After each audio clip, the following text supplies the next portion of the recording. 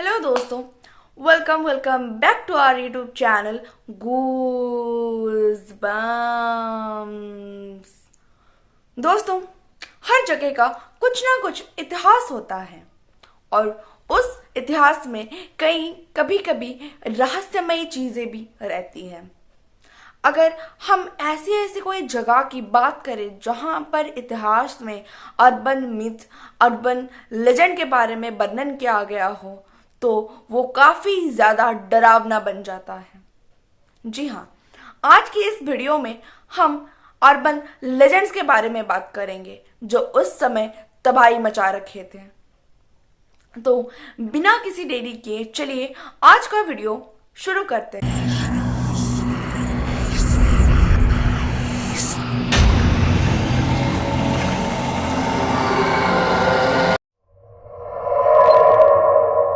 Slenderman एक famous comedy website forum something awful पर एक यूजर विक्टर सर्च ने 2 फोटो अपलोड की थी।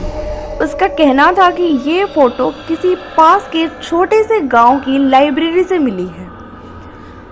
उस समय वहां पर एक कंपटीशन चल रहा था जिसमें कुछ डेमोनिक एंटिटी की डॉक्टरेट इमेजेस क्रिएट करने के लिए कहा गया था। ये फोटो इंटरनेट पर वायरल होने लगी और धीरे धीरे इससे मिलती जुलती काफी सारी फोटो सामने आई। हालांकि उस समय तक सबका मानना था कि ये सिर्फ एक डॉक्टरेट इमेजेस है, लेकिन बाद में ऐसे कई किस्से सामने आए जिसमें लोगों का कहना ये था कि उन्होंने ये सभी क्राइम स्लेंडरमैन के कहने पर किए हैं। द स्लेंडरमैन का कैरेक्टर कुछ इस तरह दिखाया गया है कि वास्तव में लोग ये तय नहीं कर पाते कि वो कोई बनाई फोटो है या हकीकत। फोटो में गौर करें तो पाएंगे कि ये एक बिना चेहरे के मास्क लगाया हुआ लंबे आदमी की परछाई जैसा है। इसका शिकार ज्यादातर बच्चे होते थे, इसलिए इसकी फोटो में ज्यादातर बच्चों को ही पीछे दिखाया गया है।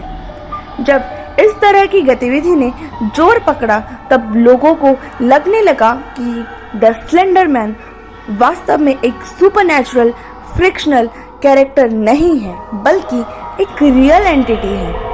इसके बाद एक एक करके ऐसी कई ऐतिहासिक जानकारियां सामने आई जिसमें इसका जिक्र किया गया था। तो इस स्लेंडरमैन का ट्रू पावर क्या है?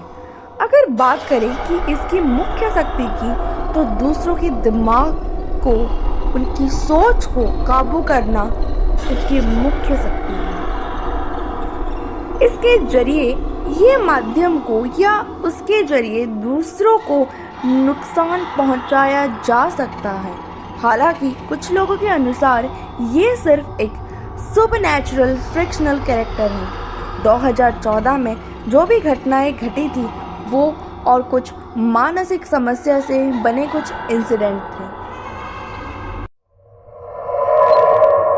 द घूल अभी पिछले कुछ समय में नेटफ्लिक्स पर एक वेब सीरीज मूवी आई थी जिसमें एक पिशाच का जिक्र किया गया था।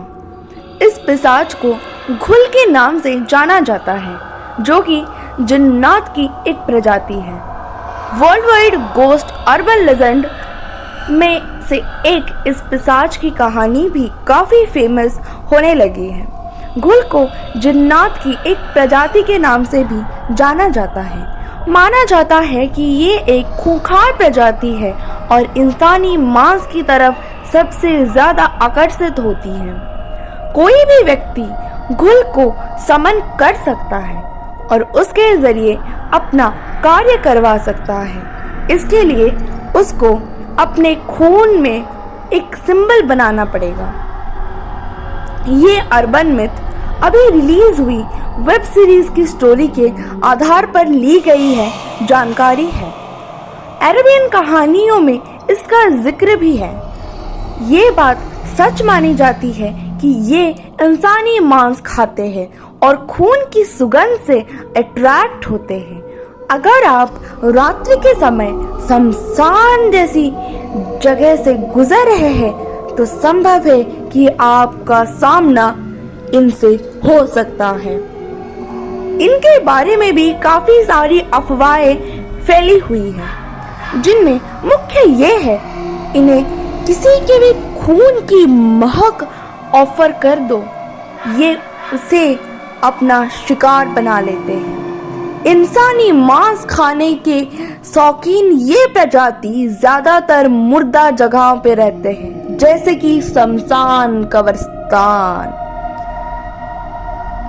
इनमें कितनी सच्चाई है कोई नहीं जानता। घासाडोकुरो ये एक ऐसा जापानीज अर्बन लेजेंड है जिसका शरीर हड्डियों का होता है। कहते हैं कि यह हड्डियां उन भूखे बेसहारा लोगों की या जंग में मरने वाले लोगों की होती है जिनकी मौत भूख, प्यास या युद्ध में मरने से हो जाती है और जिसका शरीर सही से दफनाया नहीं जाता। कहते हैं कि घासाडोकुरो एक इंसान की तुलना में कई फीट बड़ा होता है और देखने में ये एक हड्डी नुमा शैतान जैसा होता है। ये रात के समय जो लोग सुनसान इलाकों से गुजरते हैं उन पर हमला कर देता है और उनका सिर धड़ से अलग करके उनके शरीर का खून पी जाता है। कहते हैं कि जब घासाडोकुरो आपके आस पास होता है तो आपको घाची घाची जैसी आवाज सुनाई देती है। ये आवाज इसकी अपने दांतों को रगड़ने के कारण होती है। ये काफी बड़ा शैतान है, लगभग 18 से 20 फीट लंबा। अगर आप इसे लड़कर इसे खत्म करने की सोच रहे हैं तो आप इससे ज्यादा समय तक नहीं लड़ पाएंगे, क्योंकि ये बहुत ही ज्यादा ताकतवर है और बड़े होते हैं और आप में इतनी क्षमता नहीं कि आप इनसे लड़ सको ज्यादा देर तक। लेकिन अगर आपको ये देखे तो आप तुरंत ही जितनी तेजी से हो सके उतनी तेजी से बस भाग जाओ। जापान में कुछ खास तरह के मंत्रों सेंटो बोलकर इसे काबू में किया जा सकता है या इसे भगाया जा सकता है। आज के आधुनिक जमाने में सैनिकों और मरे हुए लोगों को पुराने जमाने की तरह उनके शरीर को अच्छे से दफनाया और फ्यूनरल किया जाता है। इसलिए आज के दौर में घासाडोकुरो का अस्तित्व नहीं के बराबर रहा है। वीडियो खत्म। आई होप आपको आज का ये वीडियो पसंद आया हो। अगर पसंद आया है तो प्लीज लाइक करिए, कमेंट करिए और ज्यादा से ज्यादा सब्सक्राइब करिए। प्लीज चैनल को सब्सक्राइब करिए और थैंक्स फॉर वॉचिंग।